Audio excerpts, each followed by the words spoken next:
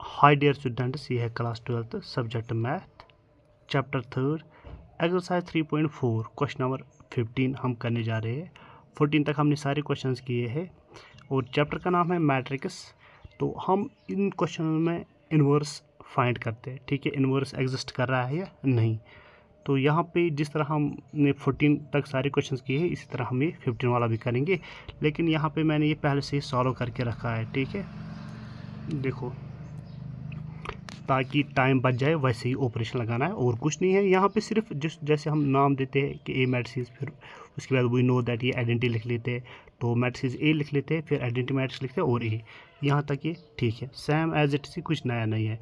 आगे भी सेम है, बस थोड़ा सा है। यहाँ पे 3 रोज है ना, देखो ये है R1 पहला वाला, ये फिर है R2, ये है R2, ये वाला, ये है R1, ये है R1, ये है R2 और ये वाला क्या है, ये है R3, ठीक है। यहाँ तक तो पहला ऑपरेशन मैंने क्या किया है, R1 plus R2 minus R3 लिखा है R1 की जगह।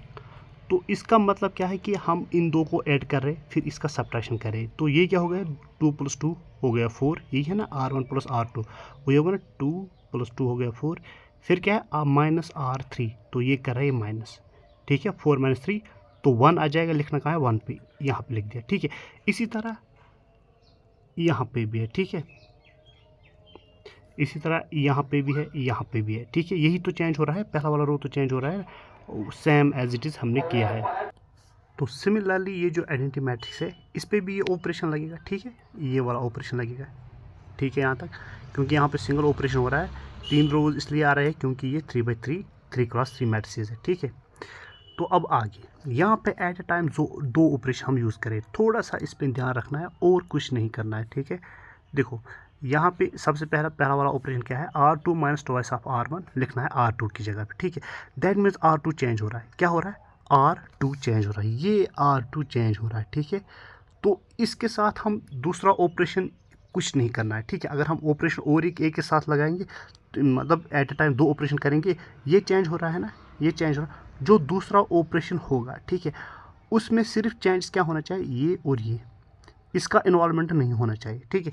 जैसे कि यहाँ पे लिख दिया मैंने R2 minus twice of R1 लिखना है R2 की जगह पे, ठीक है। ये दो क्या रहेंगे, ये दो तो सेम रहेंगे, पहला वाला और लास्ट वाला रो तो सेम रहेगा ना, सिर्फ ये चेंज होगा, ठीक है। तो दूसरा ऑपरेशन हम करें R3 माइनस 3R1, ठीक है। ये है R3 माइनस 3R1, क्योंकि ये तो चेंज नहीं हो रहा ना, लिखना कहाँ पे, R3 की जगह पे लिखेंगे, R3 की जगह पे। R2 की जगह पे नहीं लिख सकते क्योंकि यहाँ पे पहला वाला ऑपरेशन यूज़ हो रहा है। बस यही एक चीज़ याद रखना था इसमें, और कुछ नहीं है। बाकी ये दो यूज़ करके हम इस तरह ये मैट्रिक्स बना लेंगे। एक दफ़ा आप कॉपी पे लिख लेना, चेक कर लेना, ठीक है। तो एग्जैक्टली आपको समझ आएगा जिस तरह हम कर रहे हैं, ठीक है। तो इसी तरह हम R2 को R3 की जगह पे लिख रहे हैं और R3 को R2 की जगह पे लिख रहा है, क्योंकि मैंने 2 एरो डाल दिए, ठीक है। दैट मीन्स जो R2 है वो लिखना है R3 की जगह पे और जो R3 है वो लिखेंगे R2 की जगह पे, ठीक है।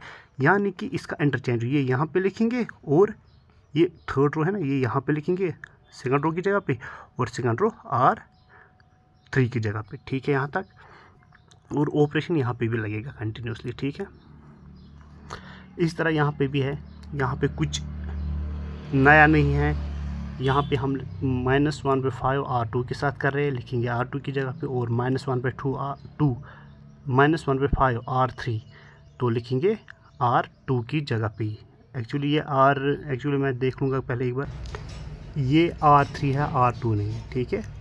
तो -1/5 R3 तो कहाँ लिखना है, R3 की जगह पे, ठीक है। फिर ये जो आएगा, ठीक है, ये दो ऑपरेशन यूज़ करके, ठीक है। सिमिलरली हम R2 minus twice of R3 लिखेंगे R2 की जगह पे। इस तरह R1 माइनस 4 ऑफ R3 लिखेंगे R1 की जगह पे। तो ये सब करके हमें ये वाला मैट्रिक्स मिलेगा। तो एक तो ये वाला मैट्रिक्स मिलेगा और ये मैट्रिक्स मिलेगा। अब और एक ऑपरेशन, क्योंकि ये तो आइडेंटिटी बन गया है लेकिन अभी भी यहाँ पे भी 1 है, तो ये हमें हटाना है, ठीक है। तो हम करेंगे R1 माइनस R2, तो इस तरह ये आइडेंटिटी मैट्रिक्स बनेगा और ऑपरेशन यहाँ पे तो कंटिन्यूसली लगेगा। यहाँ पे हम क्या करेंगे, देखो -2/5 0 2/5 यानी 5 डिवाइड हर एक जगह पे आ रहा है, ठीक है। तो हम 1/5 इसमें कॉमन निकालेंगे, ठीक है। तो -1/5 हमने कॉमन निकाल लिया है, तो यहाँ पे ये मैट्रिक्स बन रहा है और यही जो है ये इन्वर्स एग्जिस्ट कर रहा है, ठीक है। आई होप ये समझ आएगा अच्छे से जब आप राइट करोगे, और वैसे भी हमने उसी तरह किया है जिस तरह हम करते आ रहे हैं, तो डेफिनेटली समझ आएगा। ठीक है, तब तक अच्छा दीजिए, खुदा हाफिज़। तो नेक्स्ट लेक्चर हम कल स्टार्ट करेंगे। Thank you.